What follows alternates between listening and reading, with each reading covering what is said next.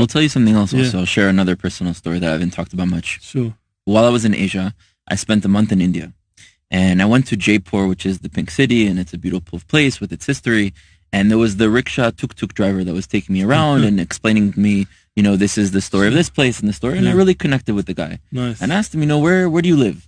And he told me the name of a place. And I said, what is that? And he said, you ever see the movie Slumdog Millionaire?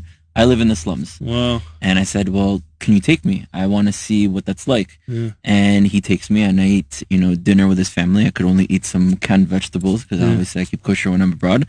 And I told him before in order to get some food. Sure. And I'm sitting with him and I say, I realize he's living in a small shack with a tin roof on his head. His kids have 2 left foot shoes. One of them doesn't have a pair of shoes. Wow. And he has so little items. And I just couldn't understand why he's so happy.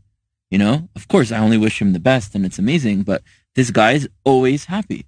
And I asked him, I was like, I'm going to ask you a question. I don't want you to find it offensive. I'm not trying to take away. I only want to give more, but I want to understand in order to take it for myself too. How are you so happy with the limited things that you have? Sure. And he said, most people are looking and chasing for happiness from the things that they still have to obtain, the items that they still want to get. Sure. And I get my happiness from the things that I already have. Wow. The person that's a billionaire has all the wealth and material that loses his vision, would give everything to be able to see again. A woman that becomes paralyzed, unfortunately, would give everything again in order to be able to walk. The person that loses his family, chas v'shalom, in a car accident, would give everything back in order. And he said, you know what? I have all those things. So I'm actually the richest person in the world.